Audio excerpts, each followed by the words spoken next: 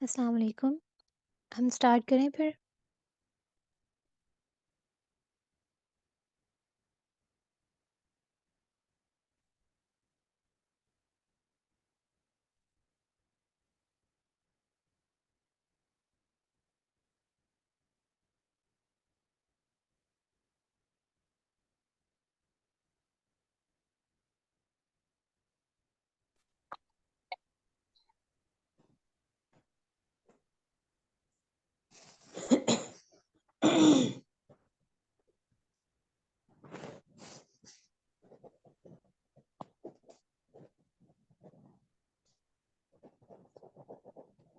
ابھی جوائن کر رہی ہیں تو ویٹ کر لیں یا اسٹارٹ کریں؟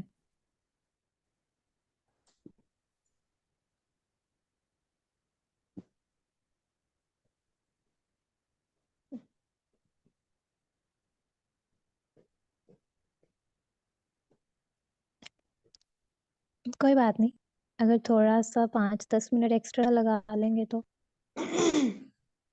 کیا خیال ہے؟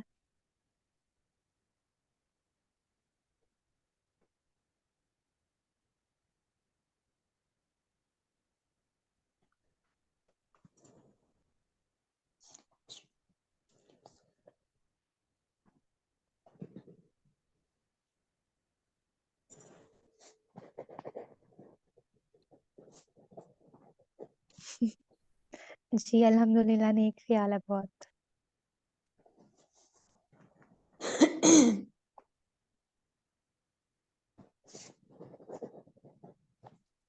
اوکے ہم اسٹارٹ کرتے ہیں۔ تو میں بات کر رہی تھی کہ اگر کبھی زندگی میں ایسا وقت گزرا ہو کہ آپ کو لگے کہ اب بس آپ کی ہمت جواب دے گئی ہے، تو اس ٹائم پہ جو آپ کو جو ذات سہارا دے سکتی ہے وہ القیوم ہی کی ذات ہے۔ سب سے زیادہ انٹرسٹنگ بات جو مجھے لگتی ہے کہ جیسے آپ نے دیکھا ہوگا ہندو مذہب میں اور عیسائیوں میں ان لوگوں کا کوئی ایک خدا نہیں ہے، وہ بہت سارے خداؤں کو پکارتے ہیں، اور مجھے تو ایگزیکٹ نام بھی نہیں آتے کہ وہ کیا-کیا نام لے کر پکارتے ہیں، لیکن انہوں نے ہر ایک کا الگ خدا بنایا ہوا ہے۔ تو ان کو جس کام کے لیے مدد چاہیے ہوتی ہے، وہ ان کا جو مخصوص خدا ہوتا ہے وہ اس کو پکارتے ہیں۔ تو اللہ سبحانہ و تعالیٰ کی ذات کتنی خوبصورت ذات ہے کہ اس میں صرف ایک ہی وجود میں کتنی ساری صفات ہیں کہ ہمیں کسی اور کا نام لینے کی ضرورت ہی نہیں پڑتی، اسی میں سب کچھ پایا جاتا ہے۔ آپ کو جس کام کے لیے بھی ضرورت ہے اس کے خوبصورت ناموں سے اس کو پکارو اور اس سے جو وہ چیز طلب کرو۔ اور اللہ سبحانہ و تعالیٰ کا جو اسم اعظم ہے وہ نام اللہ ہی ہے، اور اللہ ہی میں یہ ساری کی ساری باقی کی صفات پائی جاتی ہیں۔ اور آپ کو پتہ ہے کہ اللہ سبحانہ و تعالیٰ کے سارے نام بھی ہمیں معلوم نہیں ہیں، کیونکہ کچھ نام تو اس نے قرآن میں بتائے، کچھ ہمیں احادیث سے پتہ چلتے ہیں، اور جو باقی کے نام ہیں وہ اللہ سبحانہ و تعالیٰ نے اپنے پاس رکھے ہوئے ہیں، جو کہ نہ قرآن میں آئے اور نہ ہی احادیث میں ہمیں معلوم ہوتے ہیں۔ یعنی اس میں بہت ساری صفات ہیں جو کہ کچھ ہمارے سامنے ہیں اور کچھ اللہ تعالیٰ نے ہم سے مخفی رکھی ہوئی ہیں۔ مائک آن ہے فاطمہ ظفر، اپنا مائک کائنڈلی میوٹ کریں۔ اوکے، جزاک اللہ۔ تو ہم بات کر رہے تھے کہ جب آپ بہت زیادہ پریشان ہوتے ہیں تو آپ سہارا ڈھونڈ رہے ہوتے ہیں کسی کا، تو ایسے وقت میں آپ اللہ سبحانہ و تعالیٰ کا سہارا اگر تلاش کر لیتے ہیں تو آپ تھم جائیں گے۔ آپ کے سارے غم جو ہیں وہ آپ کو ایسے لگے گا جیسے آپ کا بوجھ کسی نے بانٹ لیا ہے۔ جیسے موسیٰ علیہ السلام کی والدہ تھی نا، تو اپنے بچے کو جب انہوں نے دریا کی موجوں کے سپرد کیا تو وہ بھی ڈری ہوئی تھیں۔ تو اللہ سبحانہ و تعالیٰ کیا فرماتے ہیں کہ ہم نے موسیٰ علیہ السلام کی ماں کو تھام لیا۔ اب یہاں لفظ تھام لیا یعنی اللہ سبحانہ و تعالیٰ دلوں کو تھامنے والا بھی ہے، وہ تمام کاموں کا نگران ہے جو کچھ بھی عالم میں ہو رہا ہے۔ اگر اللہ سبحانہ و تعالیٰ موسیٰ علیہ السلام کی والدہ کو نہ تھامتے تو موسیٰ علیہ السلام کی والدہ کیا اپنے بچے کو دریا میں بہا دیتی؟ ہرگز نہیں بہاتی نا۔ تو اللہ سبحانہ و تعالیٰ نے ان کی ماں کے دل کو تسلی دی، ان کی ماں کو سہارا دیا، اور پھر جب اللہ سبحانہ و تعالیٰ نے اللہ سبحانہ و تعالیٰ کی سپرد انہوں نے کیا اور یقین کیا۔ اب یہاں پر بات کیا ہے؟ یقین کی، ایمان کی بات ہے۔ تو اگر وہ سوچتی، وہ پریشان ہوتی یا ان کے دل میں یہ بات ہوتی کہ پتہ نہیں میرا بچہ کیسے بچے گا، اللہ سبحانہ و تعالیٰ نے تو صرف ان کو حکم دیا تھا کہ ہم اس بچے کی پرورش کریں گے، آپ بس دریا میں ڈال دیجئے، اور انہوں نے اللہ سبحانہ و تعالیٰ کی ذات پہ یقین کیا اور ڈال دیا۔ اب آپ لوگوں کا موسٹلی کویسچن یہی تھا کہ دل میں پھر بھی پریشانی ہوتی ہے۔ میں اس بات سے آپ کو نہیں کہوں گی کہ ایسا نہیں ہونا چاہیے، کیونکہ ایسا میرے ساتھ بھی تھا۔ جب تک میں اللہ سبحانہ و تعالیٰ کو صحیح طریقے سے جانتی نہیں تھی، میرے دل میں بھی ایسا ہوتا تھا، دعا مانگتی تھی اور اس کے بعد یہ خیال کہ پتہ نہیں ہوگا نہیں ہوگا، تو اس طرح کے خیالات آتے ہیں انسان کو۔ لیکن جب آپ کسی کو بہت اچھے طریقے سے جان لیتے ہیں نا، تو پھر آپ اس کے بارے میں شک نہیں کرتے۔ آپ نے دیکھا ہوگا جن لوگوں کے ساتھ آپ کی اٹیچمنٹ بہت زیادہ ہے، آپ ان پر ٹرسٹ بھی کرتے ہیں۔ ایسا نہیں ہوتا کہ آپ کسی کو اپنا جگری یار مانیں، آپ کی ہوتی ہے نا بیسٹ فرینڈز ہوتی ہیں، تو دوسرے لفظوں میں ان کو عام روٹین پہ جگری یار بولتے ہیں۔ تو آپ کسی کو اس حد تک اپنے ساتھ اٹیچ دیکھیں اور اس پر ٹرسٹ نہ کریں، ایسا ہوتا ہے بھلا؟ آپ پوری دل و جان سے اس پر یقین کر رہے ہوتے ہیں۔ تو اسی طرح جب ہم اللہ سبحانہ و تعالیٰ کے ساتھ بھی تعلق کو مضبوط کرتے ہیں نا، اللہ سبحانہ و تعالیٰ کو جان لیتے ہیں، تو پھر ہم یقین مانتے ہیں، اس پر یقین کرتے ہیں، اور یہ ہمارے ایمان کا حصہ ہے۔ اب آج آپ القیوم پڑھ رہے ہیں نا، تو میں کہوں گی کہ آپ کے لیے یہ بلیسنگ ہے کہ آپ اس نام کو جان رہے ہیں، یعنی خود قائم رہتا ہے اور دوسروں کو بھی قائم رکھتا ہے۔ تو اب آپ دیکھیں، جب اس نام پر آپ یقین کر کے اللہ سبحانہ و تعالیٰ سے مانگیں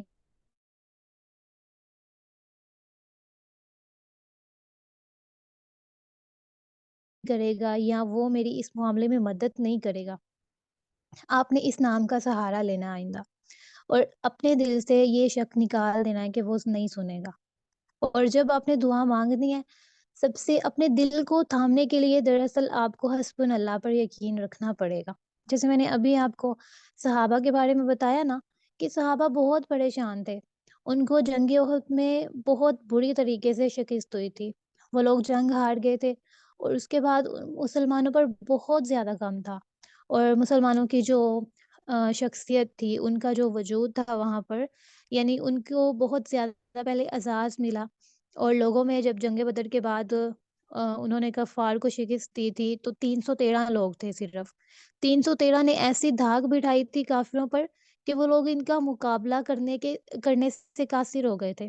لیکن پھر انہوں نے کیا کیا، کافروں نے اپنے آپ کو انہوں نے دوبارہ سے تیار کیا، اور پھر مسلمانوں پر چڑھائی کی۔ تو آپ جانتے ہیں کہ اس لشکر میں خالد بن ولید بھی تھے، اور خالد بن ولید کی وجہ سے ہی کافروں نے جنگ جیتی تھی۔ وہ پہلے کافر تھے نا، پہلے مشرک تھے، انہوں نے اسلام تو بعد میں قبول کیا تھا، تو ان کی وجہ سے کفار کو شکست ہوئی، اور وہ مسلمانوں کو شکست ہوئی تھی۔ تو پھر جب انہوں نے جنگ احد کے بعد مسلمانوں پر بہت زیادہ ٹف ٹائم گزرا، کیونکہ ان کا جو روب تھا وہ ختم ہو گیا ہوا تھا، اور کافی زیادہ نبی صلی اللہ علیہ وسلم کے دانت مبارک اس جنگ میں شہید ہوئے، اور ان کے 70 لوگ جو تھے صحابہ وہ مارے گئے، شہید ہوئے، یعنی بہت ہی مشکل ٹائم ان پر آیا تھا۔ اور اس کے بعد پھر ہر طرف سے افواہ، کوئی کہتا ہے یہاں سے لشکر آ رہا ہے، کوئی کہتا ہے یہاں سے آپ کو مارا جا رہا ہے، اس طرح کی باتیں۔ تو پھر جب مسلمانوں نے دیکھا کہ ہر طرف سے ہمیں خوف زدہ کیا جا رہا ہے، اور پھر انہوں نے دوبارہ سے جب اپنی جنگ کی تیاری کی، تو انہوں نے ایک نام کو تھاما، انہوں نے بولا کہ ہم تو اللہ پر ہی یقین رکھیں گے۔ جب غفار کی طرف سے کوئی افواہیں آتی تو صحابہ نے کہا حسبن اللہ، کہ ہم تو اللہ ہمارے لیے کافی ہے، ہم صرف اور صرف اللہ سبحانہ و تعالیٰ پر یقین رکھیں گے۔ اور پھر ایسی ایسی سچویشنز پیدا ہوئی کہ کفار جنگ کرنے کے لیے آ رہے تھے اور راستے سے ہی مڑ کر چلے گئے، اور مسلمانوں کو بغیر جنگ کے ہی جیت نصیب ہوئی۔ تو یہ ہوتا ہے کامل یقین۔ آئندہ جب بھی دعا مانگے پورے فوکس سے مانگے، آپ کو شیطان تنگ کرے گا، بہت تنگ کرے گا، وہ آپ کے دل میں وسوسے پیدا کرتا ہے، اور اس کا کام ہی یہی ہے۔ اس نے کیا کہا تھا کہ میں لوگوں کے راستے میں بیٹھوں گا، ان کو بھٹکاؤں گا، تو وہ تو اپنا وعدہ پورا کر رہا ہے نا۔ تو آپ پھر اللہ سبحانہ و تعالیٰ سے مدد مانگے۔ جب بھی کوئی ایسا خیال آئے، آپ اپنے دل میں پورے یقین کے ساتھ حسبن اللہ بولیں۔ جب بھی آپ کو لگے نا کہ کوئی معاملہ آپ سے الٹ ہو رہا ہے، آپ جیسا چاہ رہے ہیں ویسا نہیں ہو رہا، سب سے پہلی بات اللہ سبحانہ وتعالیٰ سے مشورہ کیجیے۔ اللہ سبحانہ وتعالیٰ سے مشورہ کیسے کریں گے؟ آپ کو استخارہ کرنا ہوگا۔ جب کوئی انسان استخارہ کر لیتا ہے نا، استخارے کی دعا کو میں آپ کو پڑھنے کا میتھڈ بھی بتاؤں گی۔ پہلے آپ اس کو عربی میں پڑھیں، اور اس کے بعد آپ اس کا ترجمہ پڑھیں، اور ترجمہ اس یقین کے ساتھ پڑھیں کہ جو میں کہہ رہی ہوں اور جو میں اللہ سبحانہ وتعالیٰ سے مانگ رہی ہوں اس میں میرے لیے بہتری ہوگی۔ اور اس کے بعد معاملہ آپ نے پورے طریقے سے اللہ پر چھوڑنا ہے۔ آپ نے اپنے دل کی پسندیدگی کو یا اپنے دل کی نفرت کو، ناپسندیدگی کو نہیں دیکھنا۔ آپ نے پورے کا پورا معاملہ ہی اللہ سبحانہ وتعالیٰ کی سپرد کرنا ہے۔ آپ نے اپنے اوپر کچھ نہیں آنے دینا۔ ہاں، آپ نے اسباب کرنے ہیں، یعنی کہ آپ نے کوشش ضرور کرنی ہے، مگر باقی کا جو سارا کام ہے وہ اپنے اللہ سبحانہ وتعالیٰ پہ ہی چھوڑنا ہے۔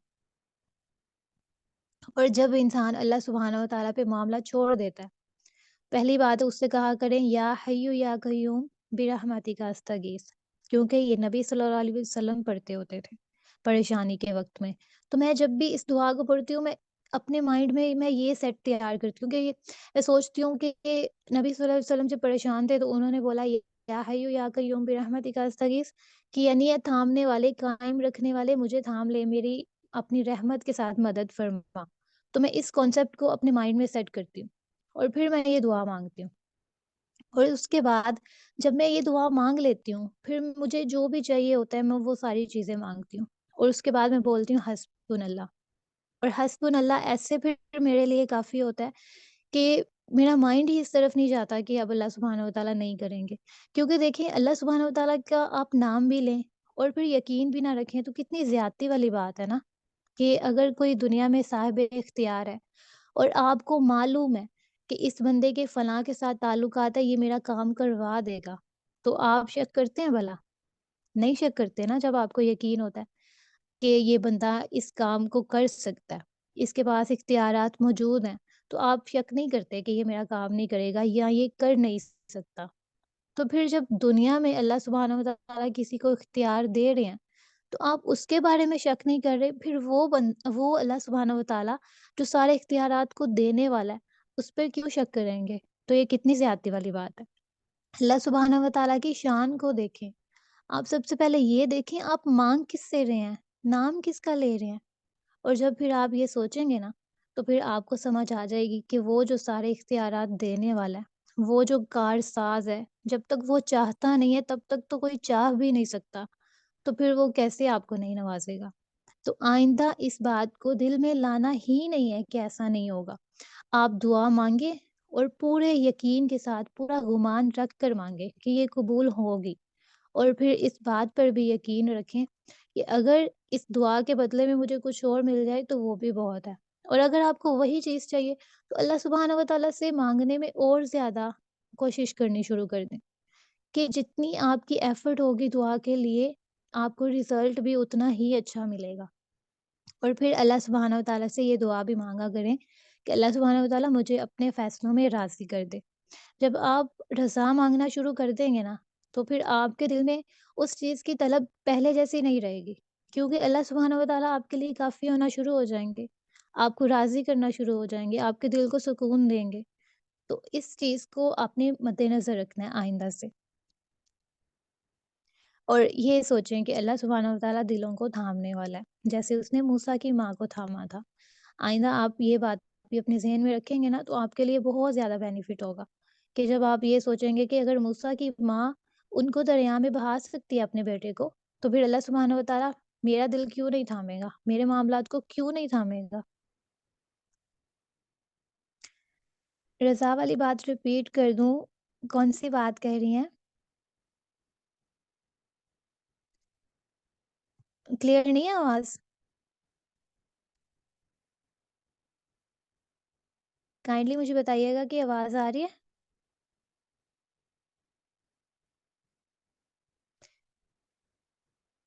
اوکے، میں نے کہا تھا کہ جب آپ کوئی دعا مانگتے ہیں، اس کے بعد اللہ سبحانہ و تعالیٰ پہ یقین کریں، اور پھر یقین کر کے اللہ سبحانہ و تعالیٰ کی رضا مانگیں۔ اللہ سبحانہ و تعالیٰ کو یہ بولیں کہ اللہ اگر آپ کی اس میں رضا ہے تو مجھے بھی اس میں راضی کر دیں، اور اگر میرے لیے اس میں بہترین نہیں ہے تو پھر میرے دل کو سکون دے دیں، میرے دل کو تسلی دے دیں۔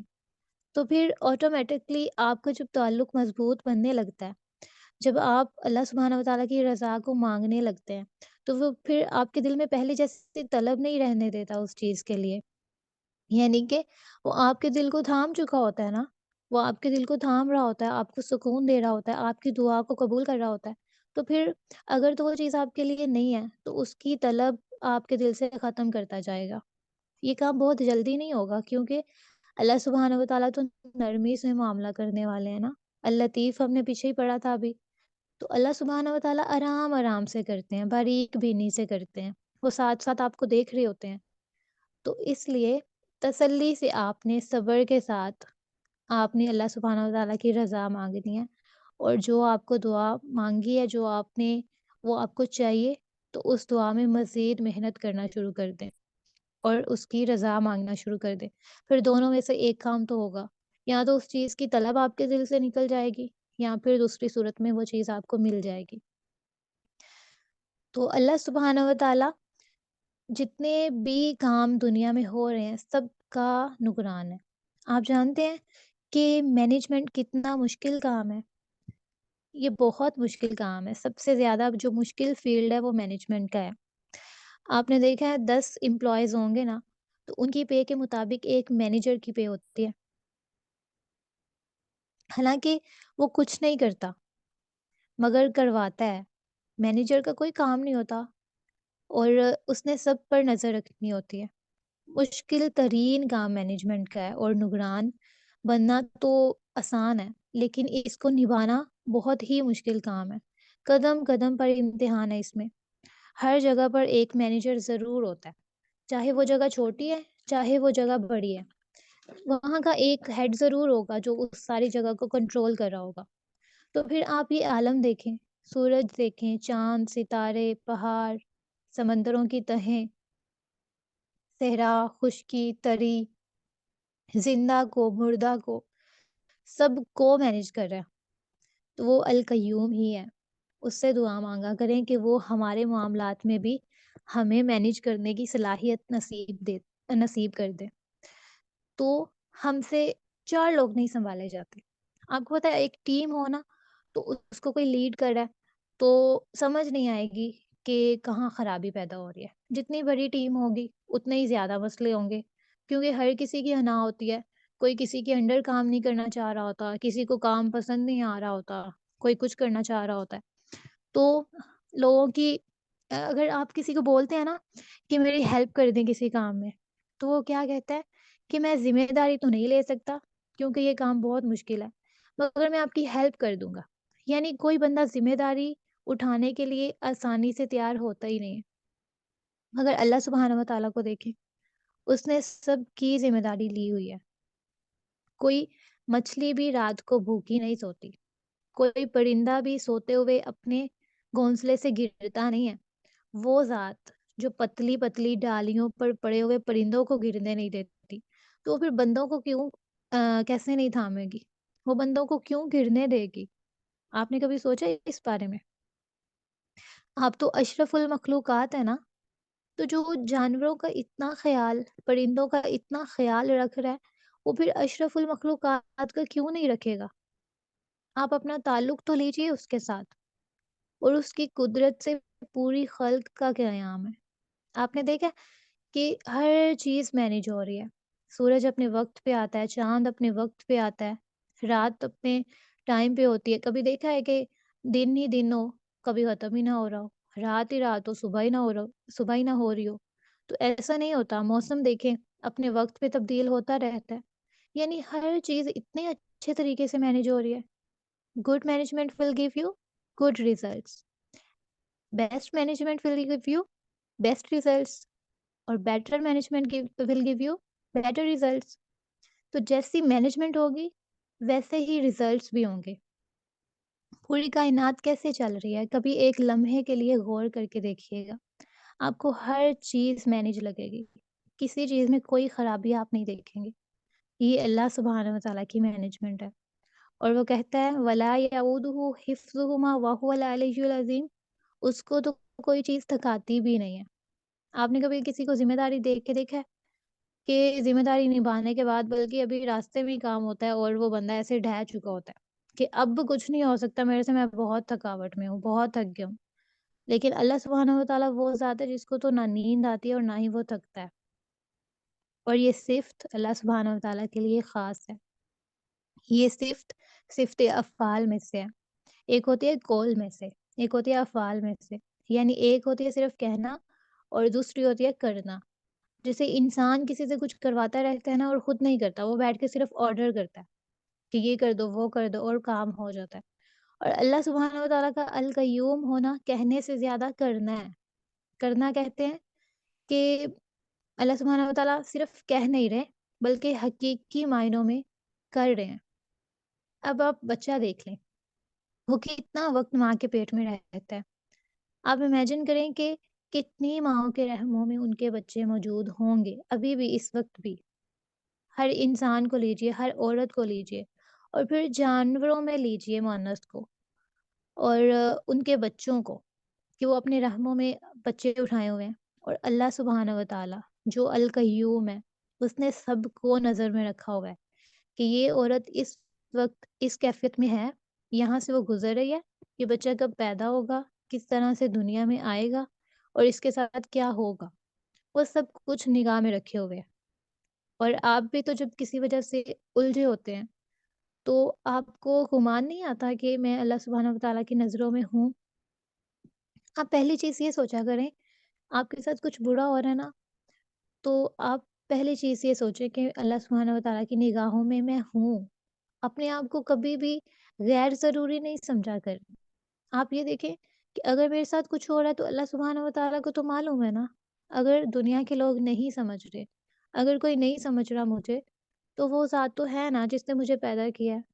اب اس نے، آپ فرض کریں آپ کوئی چیز بناتے ہیں، تو آپ اس بنائی ہوئی چیز سے کتنی محبت کرتے ہیں؟ اگر آپ کوئی پینٹنگ بناتے ہیں اور وہ پینٹنگ کوئی خراب کر دیتا ہے، تو آپ پریشان ہوتے ہیں، بلکہ پریشان کیوں نا، آپ کو تو بہت غصہ آئے گا کہ میں نے اتنی محنت کی اور یہ اس نے کیا کیا میرے ساتھ؟ تو وہ اللہ سبحانہ و تعالیٰ جس نے آپ کو اشرف المخلوقات میں سے بنایا، کیا اس کو اچھا لگے گا کہ آپ اس طریقے سے پریشان ہو اور وہ آپ کو پریشان حال ہی میں چھوڑ دے؟ وہ جس ذات نے پیدا کیا اور جو بولتا ہے کہ میں 70 ماؤں سے زیادہ محبت کرتا ہوں، اور یہ لفظ 70 ماؤں سے زیادہ محبت کرنا بھی صرف ایک اندازہ ہے، اس سے زیادہ محبت کرنا پتہ نہیں کتنی ماؤں کے برابر اللہ سبحانہ و تعالیٰ کہنا جا رہے ہیں۔ یعنی کہ 70 مائیں تو صرف نام لیا نا، 70 ماؤں سے زیادہ کی بات ہوئی ہے، زیادہ کی۔ تو آپ سوچیں آپ کی ماں پریشان نہیں ہوگی اگر اسے آپ کی پریشانی کے بارے میں پتہ چلے گا؟ تو وہ ذات جو اس قدر محبت کر رہی ہے آپ سے، تو وہ کیسے آپ کو اس حال میں چھوڑ دے گی جس حال میں آپ موجود ہیں، پریشانی میں ہیں؟ تو پھر کیا کرنا ہے؟ اپنی ذات کو مٹی کرنا ہے۔ اللہ سبحانہ و تعالیٰ وہ ذات ہے جس کے سامنے آپ جھکتے ہیں نا، تو وہ آپ کو سر بلندی عطا کرتا ہے۔ آپ صرف اور صرف ایک ذات کے آگے جھک جائیں، وہ آپ کو پورے زمانے میں سر بلندی عطا فرمائے گا۔ جو ذات اس کے سامنے جھک جاتی ہے نا، یعنی ذات جو بندہ اس کے سامنے جھک جاتا ہے، تو وہ پھر زمانے میں عزت پاتا ہے، اور اپنی انا کو، اپنی خودسری کو اللہ سبحانہ و تعالیٰ کی ذات کی خاطر چھوڑنے والے، عاجزی دکھانے والے ہمیشہ زمانے میں عزت پاتے ہیں۔ لہٰذا آپ نے ہر معاملہ اللہ کی سپرد کرنا ہے، اور اس یقین کے ساتھ کرنا ہے کہ وہ القیوم ہے، یعنی کہ خود بھی قائم رہنے والا اور مجھے بھی قائم رکھنے والا۔ تو پھر جب آپ کا یہ کانسیپٹ کلیئر ہو جائے گا نا، تو آپ کبھی بھی پھر یہ امیجن نہیں کریں گے کہ اللہ سبحانہ و تعالیٰ میرے ساتھ نہیں ہے، یا پتہ نہیں میرے ساتھ کیا ہوگا۔ اور جب بھی کوئی چیز پریشان کر رہی ہے تو 2 نفل پڑھیں اور استخارہ کی دعا مانگ لیں۔ اور استخارہ کی دعا ایسی دعا ہے کہ آپ اس کو جیسے ہی مانگیں گے نا، آپ کے دل میں سکون اترنا شروع ہو جائے گا۔ مگر ایک چیز، یقین، یقین کے ساتھ مانگنی ہے، یقین کے بغیر تو پھر کچھ نہیں ہوتا نا۔ تو آپ نے یہ دیکھنا ہے کہ میں دعا مانگ کس سے رہا ہوں، وہ ذات ہے کون، اس کی صفات کو اپنے ذہن میں لائیے، ریپیٹ کریے ان چیزوں کو جو آپ نے ابھی تک ان ناموں سے سیکھی ہے۔ ریپیٹ کریے الرحیم کو، کہ وہ تو بار بار رحمان ہے، رحمان اور رحیم دونوں کو ریپیٹ کریے کہ رحمان وہ ہے جو کہ ہنگامی صورتحال میں مدد فراہم کرتا ہے، اور رحیم جو ہر طرح کی سچویشن میں میری مدد کر رہا ہے، میرے پہ اپنا رحم کر رہا ہے۔ ہم نے پہلے سیشن میں رحمت کے بارے میں پڑھا تھا نا، تو اللہ سبحانہ و تعالیٰ کی رحمت جو کہ اس کے غصے پر بھی غالب ہے، تو آپ اس کے ذریعے سے مدد کیوں نہیں مانگیں گے؟ آپ بولا کریں یا حیو یا قیوم برحمتک استغیث، یعنی کہ اپنی رحمت کے ذریعے سے میری مدد فرما۔ الرحیم سے بولا کریں کہ تو بار بار رحم کرنے والا ہے نا، تو میرے معاملات کو سلجھا دے۔ اللطیف سے مدد مانگا کریں کہ اللہ سبحانہ و تعالیٰ مجھے نہیں پتا کہ میرے ساتھ کیا ہو رہا ہے، کیسے ہو رہا ہے، مجھے کچھ سمجھ نہیں آ رہی، مگر آپ تو باریک بین ہے نا، آپ تو معاملے کی تہ تک جا کر پہچانتے ہیں نا کہ کیا ہونے والا ہے، کیا نہیں ہونے والا۔ تو اللطیف کے ذریعے سے مدد مانگے، اور پھر الحی القیوم کے ذریعے سے مدد مانگے، جو کہ میرا خود کا فیوریٹ نام ہے۔ میں ہمیشہ پریشانی میں اسی نام کے ذریعے سے اللہ سبحانہ و تعالیٰ سے مدد مانگتی ہوں، کیونکہ نبی صلی اللہ علیہ وآلہ وسلم اپنی پریشانی میں اسی نام کے ساتھ مدد مانگتے تھے۔ تو اپنا معاملہ صرف اور صرف اللہ کے سپرد کرنا، آپ نے آئندہ سے ہر معاملہ اس پر چھوڑ دیں۔ جس معاملے کی آپ کو سمجھ نہیں آ رہی نا، وہ آپ پورے دل کے ساتھ اللہ سبحانہ و تعالیٰ پہ چھوڑ کے خود کو ایزی کریں، خود کو اپنا مائنڈ سیٹ بنائیں کہ میں نے اللہ سبحانہ و تعالیٰ کے سپرد کر دیا ہے، اب مجھے پریشانی لینے کی ضرورت نہیں ہے۔ جب آپ ایسا مائنڈ بنائیں گے نا، تو پھر اللہ سبحانہ و تعالیٰ آپ دیکھیے گا کہ کس طرح سے آپ کے معاملے کو سیٹ کرتے ہیں۔ آپ نے ہمیشہ یاد رکھنا ہے جو بھی ہو رہا ہے، جیسے بھی ہو رہا ہے، اس کی نگاہ میں ہے، وہ سب کچھ سنبھال رہا ہے، وہ سب کچھ دیکھ رہا ہے۔ اور اگر اللہ سبحانہ و تعالیٰ کی مدد نہیں آ رہی، آپ کو بظاہر ایسا لگتا ہے کہ مدد نہیں آ رہی، لیکن ایسا ہوتا نہیں ہے، تو آپ نے مزید استغفار کو پکڑنا ہے۔ استغفار وہ چیز ہے جو آپ کے سارے غم کو دور کر دیتی ہے، اور آپ کی وہاں وہاں سے مدد ہوتی ہے جہاں سے آپ نے کبھی بھی گمان بھی نہیں کیا ہوتا۔ تو آئندہ جب بھی کریٹیکل سچویشن ہو، سب سے پہلا کام آپ کریں استغفار کا، استغفار کرتے جائیں، اللہ سبحانہ و تعالیٰ کی رحمت کے ذریعے سے معافی مانگیں، اسے بولیں کہ اللہ آپ کے غصے پر رحمت غالب ہے نا تو مجھے معاف کر دیں، تو پھر ایسا ہو سکتا ہے کہ آپ اس کی کسی صفت کے ساتھ اس کو پکاریں اور وہ آپ کی بات نہ سنے؟ آپ نے دیکھا ہے اس زمانے میں کسی کو کوئی مرتبہ ملتا ہے نا، تو آپ اس کا وہ مرتبہ جو ہوتا ہے وہ ساتھ اگر لگا کے اس سے کوئی بات کرتے ہیں، تو وہ بندہ بڑا خوش ہوتا ہے کہ اس نے میرے اس لیول کو پہچانا ہے اور میرے ساتھ معاملہ کرتے ہوئے اس نے مجھے بتایا ہے کہ آپ کو یہ جو نام کا اعزاز ملا ہوا ہے یا آپ کے پاس یہ جو عہدہ ہے، اس کے ذریعے سے وہ بندہ مدد مانگ رہا ہے یا اس کے نام کے ساتھ لگا رہا ہے۔ آپ فرض کریں آپ کسی کو بولتے ہیں آپ اعلیٰ حضرت ہیں، ٹھیک ہے؟ کسی کو عہدہ ملا، آپ بولیں آپ اعلیٰ حضرت ہیں، وہ بندہ اتنے میں بڑا خوش ہو جاتا ہے کہ مجھے پتہ نہیں کیسا نام لے لیا میرا، مجھے مرتبہ دے دیا، مجھے مقام دے دیا۔ تو آپ سوچیں اللہ سبحانہ و تعالیٰ جس کے لیے سارے مرتبے ہیں، اگر آپ اس کی کسی صفت کے ساتھ اس کو پکاریں گے، فرض کریں آپ ایک اچھی رائٹر ہیں اور دوسرا آپ کو بول دیتا ہے کہ آپ کتنی اچھی رائٹر ہیں، آپ ایک کالم لکھ دیں، تو کتنا خوش ہو کے آپ لکھ دیں گی کہ اس نے میری صفت کا ذکر کیا۔ تو اللہ سبحانہ و تعالیٰ پھر کیسے آپ کی مدد نہیں کریں گے اگر آپ اس کی صفات کے ساتھ اس کو پکاریں گے تو اپنا معاملہ اگر آپ اللہ سبحانہ و تعالیٰ کے ساتھ سیریس رکھتے ہیں، اس کے ساتھ تعلق میں مضبوطی پکڑتے ہیں، تو پھر یہ اللہ سبحانہ و تعالیٰ آپ کے سارے معاملات کو سلجھا دیں گے۔ اور وہ اللہ جو کافروں کو بھی دے رہا ہے، جو کہ اس کو پکارتے نہیں ہیں اچھے طریقے سے، اس کے ساتھ شریک ٹھہراتے ہیں کسی نہ کسی کو، تو پھر وہ ایک مومن کو جو ایک مسلمان ہے اور جو اس کے سوا کسی کو پکار نہیں رہا، اس کی کیوں نہیں سنے گا؟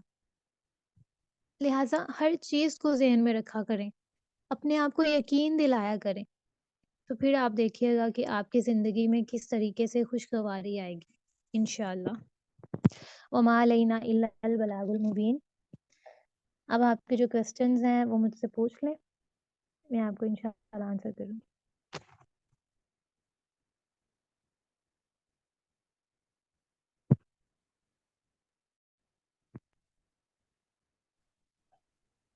طلب نہ کر تو میں آپ سے یہی کہوں گی کہ آپ اپنی دعاؤں پہ زیادہ سے زیادہ ایفرٹس کریں، اور سب سے پہلی چیز آپ استخارہ کریں، اور استخارہ ایسی دعا ہے جو آپ کے زخموں پہ مرہم رکھے گا انشاءاللہ۔ السلام علیکم، میں کوشچن کر لوں؟ جی جی ضرور۔ اچھا، جیسے کہ آپ نے اسٹارٹ میں کہا کہ اپنے والدین کے لیے، اپنے رشتہ داروں کے لیے، ان کی زندگی کے لیے دعا کی جائے، تو میں نے مطلب یہ کافی پڑھا ہے کہ مطلب زندگی موت تو جو لکھی ہوئی ٹائم ہے وہ فکس ہے، تو وہ دعا سے بھی رد و بدل نہیں ہو سکتا، تو اس بارے میں ذرا آپ مجھے بتائیں کہ اس کا کیا؟ دعا تو پہاڑوں کو بھی سرکا دیتی ہے، آپ سے کس نے کہا کہ رد و بدل نہیں ہو سکتا؟ آپ دیکھیں ایک چیز اپنے مائنڈ میں ہاں، کلیئر رکھیں، میں آپ کو ایکسپلین کرتی ہوں۔ اچھا، پورا میں نے ہو کوشچن میں سکتا کر لوں، پھر آپ ایکسپلین کرنا کہیں گے؟ جی جی بولیں جی، بولیں تو بولیں۔ جیسے ہم نے سنا ہے نا کہ تقدیر دو طرح کی ہوتی ہیں، تو ایک تقدیر تو کبھی چینج ہی نہیں ہو سکتی اور دوسری میں چینج ہو سکتی ہے، اور جو زندگی موت ہے وہ تو فکس ہے، اس میں کوئی بھی چینجز نہیں ہو سکتی، تو اس وجہ سے میں آپ سے پوچھ رہی تھی۔ اچھا، آپ نے کہاں پہ کس سے سنا ہے کہ تقدیر دو طرح کی ہوتی ہے، ایک وہ جو بدلتی نہیں ہے اور جو بدل جاتی ہے؟ تقدیر معلیٰ تو تقدیر معرب اس طرح میں نے آئی تھنک کسی لیکچر میں ہی سنا ہوگا۔ اوکے میں آپ کو بتاتی ہوں، میں نے اس دن تقدیر پہ بات کی تھی، شاید اسی سیشن میں کی ہے، مطلب پچھلے آپ کے دعا سیریز میں ہی کی ہے۔ وہ بات یہ تھی کہ جو تقدیر ہے انسان کی، وہ اللہ سبحانہ و تعالیٰ کا حکم نہیں ہے، وہ اللہ سبحانہ و تعالیٰ کا علم ہے۔ اللہ سبحانہ و تعالیٰ نے اپنے علم کے ذریعے سے تقدیر لکھی ہوئی ہے، تو ہو سکتا ہے کہ اگر آپ کسی کے لیے دعا مانگ رہے ہیں تو اللہ سبحانہ و تعالیٰ نے آپ کی تقدیر میں پہلے سے لکھ دیا ہو کہ اگر اس بندے نے مجھ سے دعا مانگی تو میں اس کی عمر کو بڑھا دوں گا، اور حدیث میں آتا ہے کہ نیکیاں کرنے سے عمر بڑھتی ہے انسان کی، تو پھر یہ نہیں کہہ سکتے کہ اگر اللہ سبحانہ و تعالیٰ نے لکھ دی ہے موت تو وہ دعا سے بدل نہیں سکتی، اس طرح کی باتیں ذہن میں لانی ہی نہیں چاہیے۔ آپ دیکھیں اگر اللہ سبحانہ و تعالیٰ نے آپ کی قسمت میں لکھا تھا دعا مانگنا، اور آپ یہ سوچیں کہ اب تو لکھا ہے اب تو مرنا ہی مرنا ہے، یعنی کہ اس کی موت آ رہی ہے، یہ تو آئے گی تو دعا مانگنے کا کیا فائدہ؟ تو یہ تو مایوسی ہو جائے گی نا۔ دوسروں لفظوں میں آپ اس کو مایوسی ہی بولیں گے، اور مایوسی کیا ہے؟ کفر ہے۔ مومن جو ہوتا ہے وہ تو مایوس ہوتا ہی نہیں ہے۔ اور فرض کریں اگر آپ کسی کے لیے دعا مانگ رہے تھے کہ اس کو زندگی مل جائے اور اس کو نہیں ملی، تو پھر آپ یہ کہیں گے کہ اللہ سبحانہ و تعالیٰ نے چاہا ہے کہ میں اسی میں راضی ہو جاؤں، کیونکہ اللہ سبحانہ و تعالیٰ نے پھر یہ بھی تو دیکھنا ہوتا ہے نا کہ میرا بندہ مجھ سے مانگ کر مجھ سے مایوس ہوا ہے یا پھر میری رضا میں راضی ہوا ہے۔ تو یہ دو چیزیں ہو جاتی ہیں۔ آپ کو آئندہ یہ نہیں سوچنا کہ دعا سے تقدیر نہیں بدل سکتی، یا موت لکھی ہوئی نہیں بدل سکتی، یا پھر کسی کو زندگی نہیں مل سکتی، ایسا نہیں ہوتا ہے۔ آپ کو ہر حال میں دعا کرنے کا کہا گیا۔ لہٰذا یہ دعا کیا ہوتی ہے؟ دعا ایک امید ہوتی ہے۔ اگر آپ دعا کرنے سے پہلے ہی یہ سارا کچھ سوچ لیں گے تو امید تو ختم ہو جائے گی نا، تو پھر دعا کس کام کی اگر آپ امید کو ہی ختم کر دیں گے۔ اس کے علاوہ کچھ؟ جزاک اللہ۔ اوکے، یہ کچھ کویسچنز ہیں، تو آپ ایسا کریں کہ مجھ سے پرسنل کانٹیکٹ کر لیں یا پھر گروپ میں مجھ سے پوچھیں۔ میں انشاءاللہ پوری کوشش کروں گی کہ آپ کو گائیڈ کر دوں گی جن لوگوں کے کویسچنز ہیں، ٹھیک ہے؟ آپ مجھ سے فریلی بات کر سکتے ہیں۔